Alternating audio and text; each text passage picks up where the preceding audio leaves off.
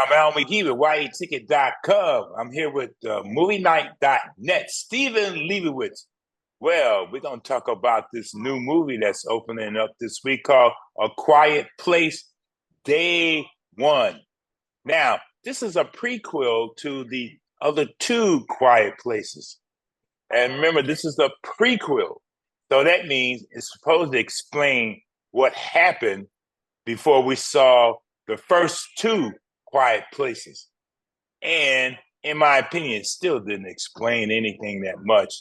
But that's the whole story. Now, it only follows these two characters, Samira, played by Lupita Nyong'o, and also her cat, Frodo, and also Alex Wolff, who plays by Joseph Quinn, and he's Eric.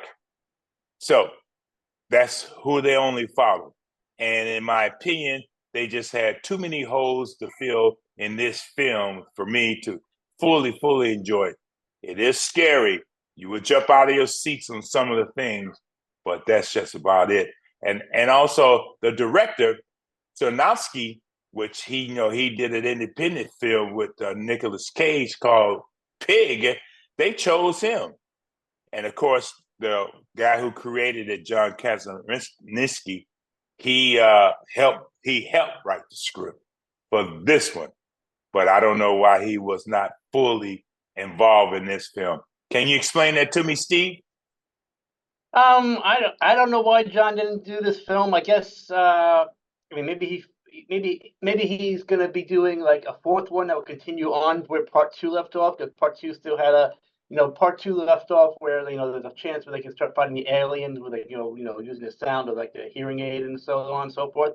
It's funny, this is called A Quiet Place Day One, but part two showed day one also, just another part of the country.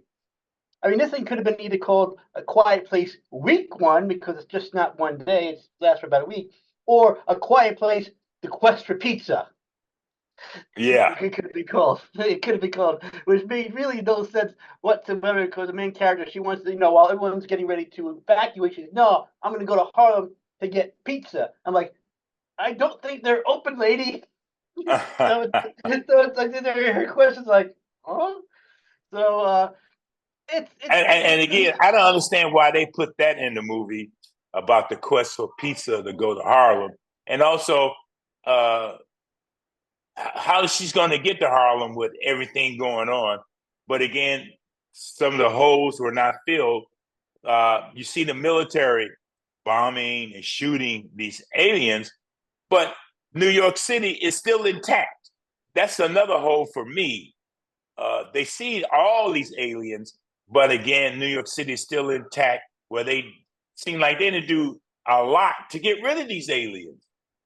Well, I don't know. There's a scene in the movie that made me laugh a little bit, because there's a scene where all these New Yorkers are sort of quietly going to where the evacuation is. It's like a large crowd, and the aliens start attacking and think, wait a second, this is New York City.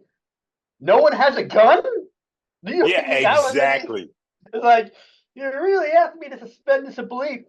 I don't know how, we really haven't seen how bullets really go against the aliens, but still, I just found that kind of a little odd. I mean, like you said, there's great tension sometimes. Like, sometimes, like, people are staying quiet with the aliens like this close to them.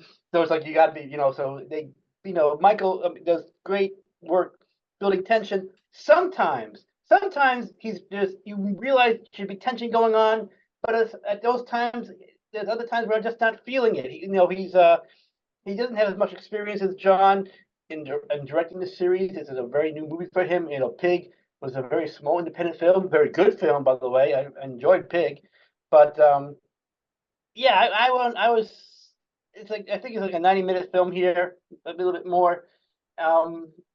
If you like the first movie, you probably like this one, but otherwise, I don't think this is really going to be many people's cup. It's not a great entry. It's just adequate.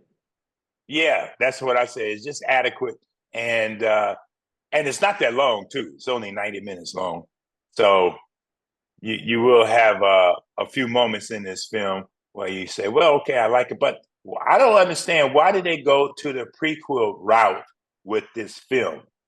And I don't understand why they wanted to do it like this, and also do it in the big city of New York when the other two was in upper New York and things like that. Again, that's another hole for me. That's another question for me for this film. And also, it doesn't show. I know the answer. What's the answer?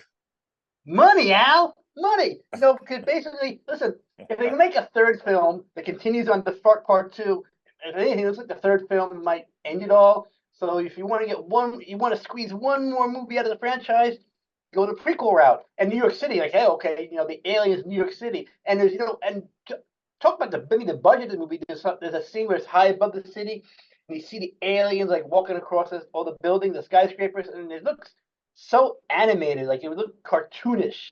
Like it didn't look, it wasn't a great special effect on that shot. But I think this is a cash grab film, Al. It's like, hey, you're gonna see the quiet, instead of it in like little upstate New York, suburban, quiet area, not a dense population. We're gonna take you to the biggest, this little blurb at the beginning of the scene, how New York City is always running at 90 decibels all the time. So it's like, hey, the Quiet Place aliens in New York City and a prequel. So there's, so you're giving the audience something a little new. It's another, even though we had seen day one as a new location. So it's just like, let's put together something to get, let's get one more. If we're going to do a fourth movie that sort of ends it all up, let's like a third movie that's going to end it all up. Maybe we defeat the aliens. Let's get one more movie out of it now and do the prequel now rather than later. Yeah, maybe that's what their thinking was, and also, like you say, money, things like that. But it did not thrill me that much. Yes, again, scary moments in the film. It did not explain everything. Why did it just focus on this one character and then later two characters? And New York City itself should have been a character itself. That's how I feel this film should have gone. So I'm only going to rate this with 2 palm trees because too many holes for me to fill. And my imagination is too broad, too big. And also the first 2 films were much better than this film. Absolutely. I'm actually right there with you, Al. 2 swords for me. I was, like I said, I don't appreciate the cash grab films. I understand why they do it. But like I said, I do get some tension-filled moments. There are some jump scares in it. So, for horror fans, they'll enjoy it. I imagine it was a good executive decision. Hey, let's get a prequel made. We'll get some money made for the studio. So, hey, Hollywood's a business. You got to make, this is what they do. Let's and it's a summer movie, so it'll get that crowd. But yeah, otherwise it was just like I said, it was serviceable. If you are a fan of the first 2 franchise movies, you should go see this one because you'll probably enjoy it. But otherwise, but it's if you haven't seen any of the Quiet Place movies, I guess you don't have to see that. You can see this one first because it is day one. But it's not a really good introduction to the franchise. You really still should start with part 1 if you haven't seen part 1 yet. Exactly. So, well, movienight.net. Steven, I want to thank you very much, and thank you for your brilliant review of this film. It was pretty brilliant, I must say. Yes. Yes, it was. It was. 2 swords from you and 2 palm trees from me. That means it's just an average film, unfortunately. Yes. All right, Steven. Good to see you. Have a great day. Till next one. This is your entertainment ticket. Latest and greatest.